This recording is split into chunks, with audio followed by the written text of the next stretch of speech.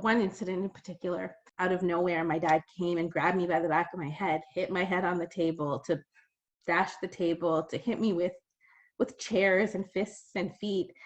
And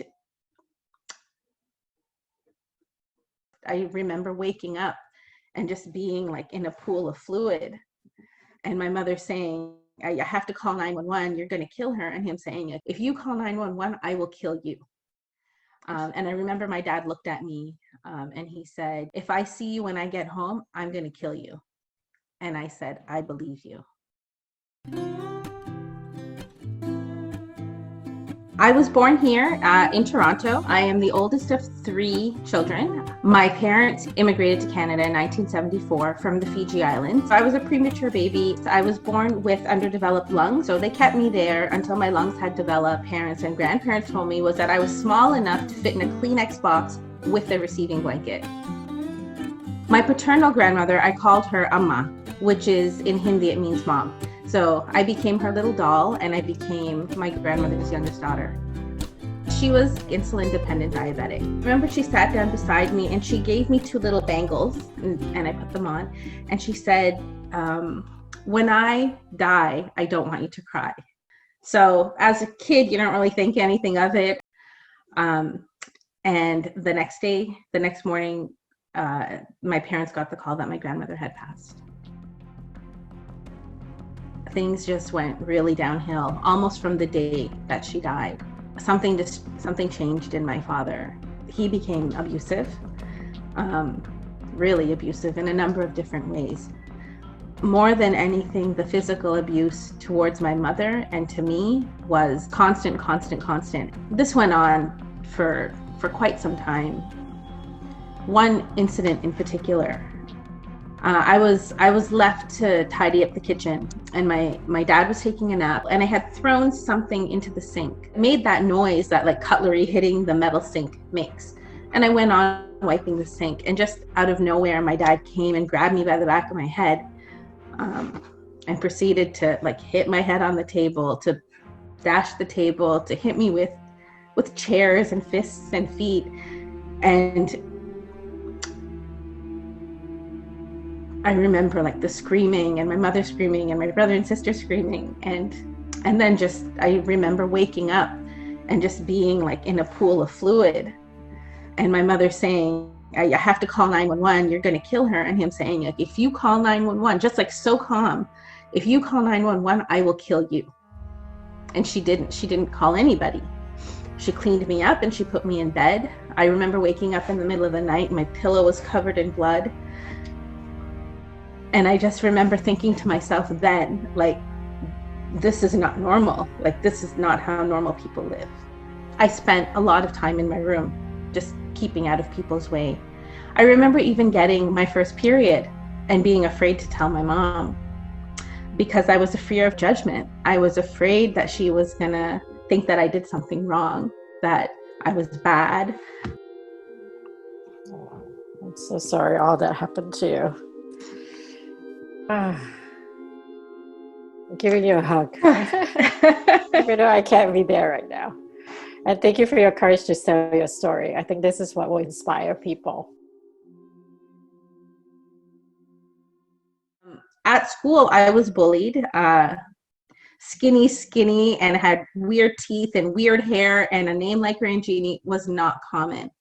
I wasn't allowed to have people over. I had never had a birthday party. The first birthday party I actually had, it was my 10th birthday, and my Aunt Karen convinced my mom that, like, you have to have a birthday party.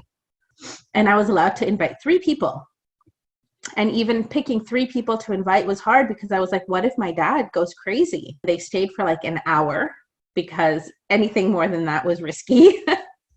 And that was the first and last party that I had as a child. I think I got my first job when I was 12. I would babysit. So because I was the oldest niece, I was the one who looked after all the cousins. Grade 8 going into grade 9, I got my first like really good job. It was at the Sky Dome, and it paid really well for the time.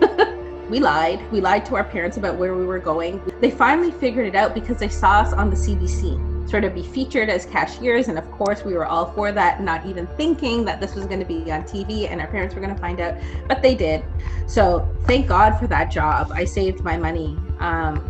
And my friends knew what my situation was. So finally, on the day that led to my exodus, I had been at work that day, and I came home just to the sound of my mother screaming. And I remember opening the door and seeing like blood, like a handprint on the wall and blood on the carpet. And I went upstairs and I saw my dad banging her head against a toilet or a bathroom. And he was so drunk, I could smell it. And I don't even think they saw me there. I called 911. And when the police came, they arrested him. And my mother freaked out on me. She told me that I'm trying to ruin her life and what will people say. And I remember my dad looked at me and he said, "You effing B, if I see you when I get home, I'm gonna kill you." And I said, "I believe you." I called a really, really good friend and I packed what little few things I had.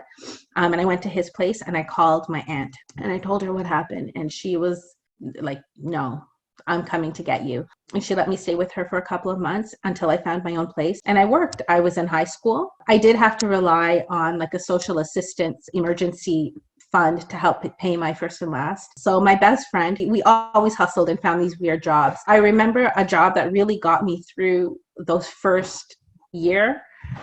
We got a job at the world's biggest jean store downtown at the corner of Yonge and Dundas and we were mannequins in the windows. And we used to get paid $100 for Friday and Saturday night. So today, I'm going to say that I am happily married to my best friend. We have 2 wonderful daughters. We still are able to eat around the table. We're still able to play Monopoly and Scrabble. We're still able to go on family vacations. We've been very up and we've been very down, and now we're very happy resting in the middle. Well, fun fact, I didn't go to college. I finished high school as a straight A student because I just had this knack of like learning like that and then write the test and let's go. But I was able to get a job as an admin assistant. So I was an admin assistant for Staples. And then my second agency assignment was at ClearNet. I still have my offer letter from ClearNet. They offered me $24,000 a year. I thought it was like huge money back then. I was like, oh my God, $2,000 a month. We were like gonna like swim to the bank in all this money. Today, I am a project management professional, so I am PMP certified. I am a Scrum Master professional as well. I'm also a Lean Six Sigma Black Belt. I manage really large scale projects. I'm a senior consultant for my own consulting company, and I have a few consultants that work on my team. I volunteer with 2 organizations. One helps refugees, and the other helps new immigrants who are professionals in my field, either process engineers or project managers. And I really enjoy that. I've also gotten involved with WeWorld this year, and I'm really enjoying that because it's so aligned with my passion of just bringing people together and helping people grow and evolve and just be better versions of themselves. So throughout my life, I have learned that there's going to be ups and there's going to be downs, and often we can't choose our circumstances and we can't always choose the family that we have around us. But that doesn't mean that we don't have choices.